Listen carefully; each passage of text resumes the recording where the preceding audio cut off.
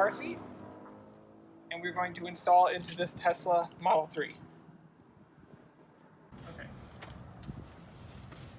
We'll place it in the car where we want it. And now we need to adjust it with our little buttons on the bottom, if it's rear facing or forward facing. And it looks like it's color coded, so everything forward facing on it's going to be red versus rear facing is going to be blue. And you'll see that represented here in the different belt buckles once we get to that part too. But for now, let's do the press and recline. So this is at full recline right now.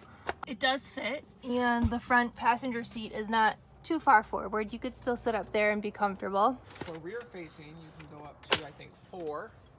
That's the angle versus 1. Which is the most reclined. We're not going to do it this way today. We're not going to install it forward facing. But for forward facing, it would be up, you know, more like a standard seat, like that. So that's in 1 in the red setting in forward facing. Okay. We're going to put it in 1.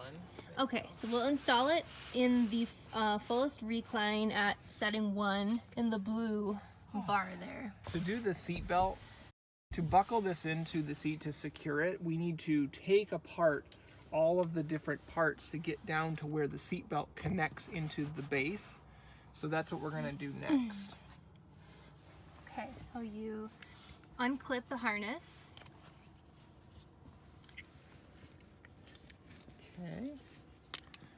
And there's this tether here will loosen the harness straps, and once you've loosened them, these metal pieces here you can actually put on the outside right down, and they will magnet there and stay there so they're not in your way. So I'm going to continue taking apart pads and things. Yeah, so you have to remove the infant insert to be able to get to the little trap door underneath the seat where you thread the seat belt through. So take out this padding.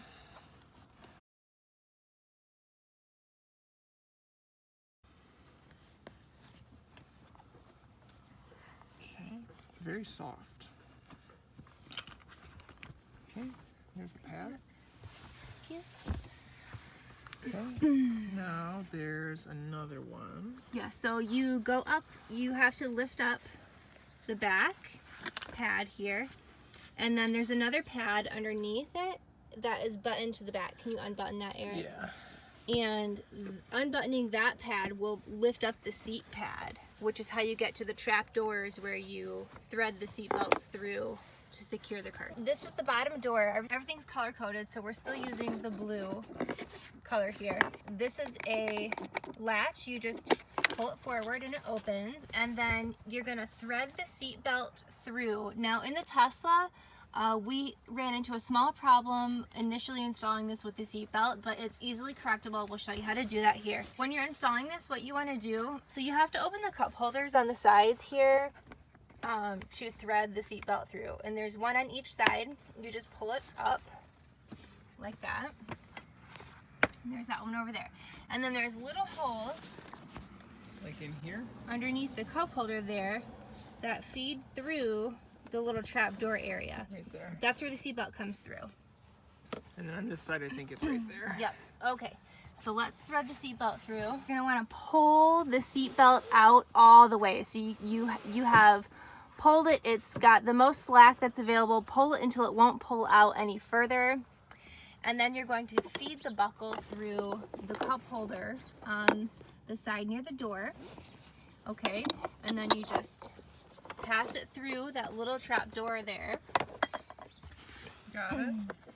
And it pops through on this side, and I'll take it over here. Okay. And you want to pull all of the slack through, and then we're going to obviously clip it in. It's hard. We're going to let the seatbelt pull its slack all the way back into the car itself. So just let the seatbelt go all the way back into the seat. Yes. Now here's the issue you run into with the Model 3. I don't know if this is an issue in other cars. This is our first child, so we've never really experimented with car seats in other cars.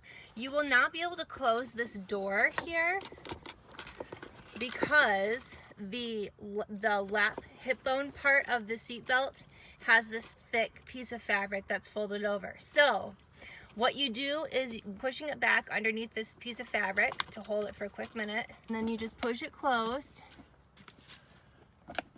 You'll hear it latch. That's closed. And then you just reassemble the car seat with the infant pad if you're using that.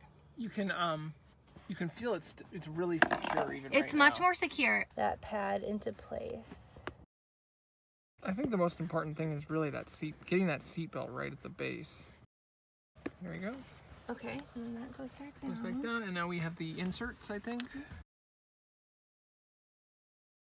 You gotta make sure these pads come above when you reinstall, like these little... Yep, the seatbelt comes through this side wedge and the back pad, so you need to make sure you pull that through before you snap the side wedge to the back pad. Yeah. And then for the infant use, it's on the bottom pad, there's 2 different spaces where the crotch buckle can go through, and with the infant use, it has to be on the one that's closest to the baby's tush. You can't use it back here. It's not safe. Okay. Okay. Okay, that's put together. It's a little tricky though. It's kind of a tight fit. There we go. Okay, so that's on. That's And then on. you just buckle it together. Make sure these are through. And that's sitting all the way down. It's sitting in, okay. We'll do the top first. And then we'll do the base. Okay. Make sure these are around the side Yep. here. Now, after you have this installed, you can put these cup holders back down. They're really hard to push down. It's going to feel like you're breaking it. I'm not really sure why they were designed that way. Even though there's a seatbelt fed through underneath, you can still push these down if you're not using them. With the Nuna Exec installed rear facing and on a full recline, that means that the front passenger seat is going to have to be moved up a little more towards the dashboard. Here it is. It's kind of hard to see, but my husband is sitting in the front seat. He is 6 feet tall. And how much space do you have, Eric? It's great. There's tons of space. You don't feel cramped? No, not at all. Okay. And you see there's a lot of headspace up there, and you can kind of see his knees aren't hitting the dashboard. He doesn't feel cramped up at all. There's plenty of space for this setup here.